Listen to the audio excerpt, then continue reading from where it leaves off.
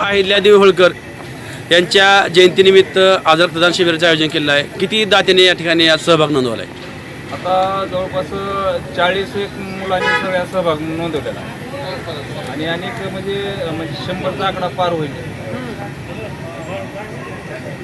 मला सांगा, पुण्यश्लोक अहिल्यादेवी होळकर यांच्या जयंतीनिमित्त गेले 4-5 दिवसामध्ये अनेक उपक्रम आपण राबवत आहात. काय काय उपक्रम राबवलेत? पहिला आमचा अहिल्यादेवी चौक स्वच्छता केले, त्याच्यानंतर गुरुबा काकाचं मंदिर, पुन्हा त्रिविक्रम मंदिर, आपले मशानभूमी 2 ठिकाणचे आणि महादेवाचे 4 मंदिर असे आम्ही स्वच्छता केली. पिंपळे सर, मला तुम्ही एक सांगा की प्रथमच राजमाता अहिल्यादेवी होळकर यांची जयंती डोलबी मुक्त होत आहे. का ही संकल्प का तुम्हाला सुचला नेमका? अतिशय चांगला संकल्प आहे. आपले जेवढे महाराष्ट्रामध्ये मोठमोठे महामानव होऊन गेलेत त्यांच्या विचारांचा वारसा आपण जोपासला पाहिजे आणि तो विचाराचा वारसा जोपासण्याचं काम तेरमधील पुण्यश्लोक अहिल्यादेवी जयंती समिती आहे, त्यांनी या ठिकाणी आदर्श पद्धतीनं साजरा करत आहेत. याचा आनंद आहे. त्या डॉल्बीच्या माध्यमातून तरुण पिढी कुठंतरी वाम मार्गाला जाते असे वाटतं आणि ज्या ठिकाणी प्रेग्नंट महिला असतील, वयस्कर लोक असतील, यांना पण त्या गोष्टीचा प्रचंड त्रास होतो. याच्याही पलीकडं आपण समाजातील दात्याकडून पैसे गोळा करतो आणि हा पैसा डॉल्बीच्या माध्यमातून आपण नको त्या गोष्टीवर खर्च करतोय, याचं वाईट वाटतं. म्हणून डॉल्बी मुक्त ही जी मिरवणूक आहे किंवा ही जी जयंती आहे, या जयंती अतिशय आदर्श असा उपक्रम आहे.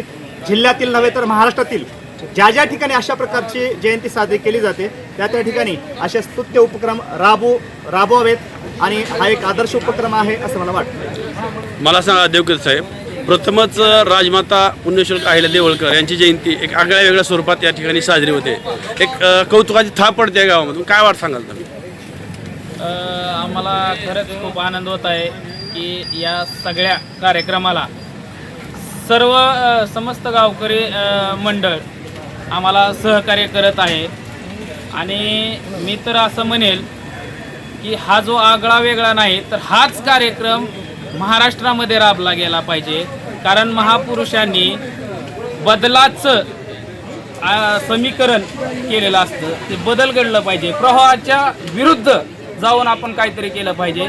जर महाराष्ट्रामध्ये महापुरुषाच्या पुढं डॉल्बी लावून नाचण्याचा प्रोग्राम जर ही महाराष्ट्रातली तरुण पिढी करत असेल तर आम्ही पुण्यश्लोक अहिल्यादेवी होळकर यांच्या कार्याला स्मरून या सगळ्याला फाटा देत या प्रवाहाच्या विरुद्ध जाऊन हा जो निर्णय घेतलेला आहे आणि त्याच्यामध्ये इथल्या सर्व तरुणांचं मी अभिनंदन करेल की त्यांनी एकमुखाने आणि एकमताने या गोष्टीला पाठिंबा दिला आणि अतिशय उत्स्फूर्तपणे या सर्व कार्यक्रमामध्ये ते सहभागी झालेले आहेत. बरोबर. आज तरुण पिढी लग्न सुद्धा कोणाचं असेल, मित्राचं असेल तरी डॉल्बी शिवाय लग्न होत नाही. तुम्ही जे निर्णय घेतला त्यात तरुण पिढीचा सहभाग अगदी मान्य झाली का प्रयत्न करावा लागला?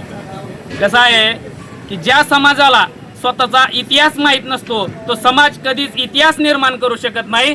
प्रथमतः आम्ही या 10-5 वर्षामध्ये तरुणांना या महापुरुषाचा आमच्या पुण्यश्लोक अहिल्यादेवी होळकरांचा इतिहास माहिती करून दिला. त्यामुळेच आज हा समाज इतिहास निर्माण करणारा एक क्रांतिकारी निर्णय आज घेऊ शकला आहे. तुम्ही इतिहास तरुणांना सांगितला, त्यांनी हा क्रांतिकारी निर्णय घेतला. निश्चितच तुमचं जिल्हाभरामध्ये कौतुक होत आहे. आणखीन एक आपलं तेरमध्ये आता कार्यक्रम चालू आहेत. तेरच्या विषयानं आणखीन एक प्रश्न विचारतो. आज तेरचे सुपुत्र डॉक्टर पद्मश्री पाटील त्यांचं 40 वर्ष जिल्ह्यावर नेतृत्व राहिलेलं आहे, मंत्रिमंडळात दबदबा राहिलेला आहे आणि आज योगायोगाने त्यांचा वाढदिवस आहे. त्याबद्दल त्यांना काय शुभेच्छा द्याल? त्यांना आमच्या या समितीच्या तर्फे तसंच गावकऱ्यांच्या वतीनं त्यांना वाढदिवसाच्या खूप खूप शुभेच्छा आणि पुण्यश्लोक अहिल्यादेवी होळकर यांच्या चरणी प्रार्थना करतो की त्यांना आणखीन उदंड आयुष्य लाभो. ओके.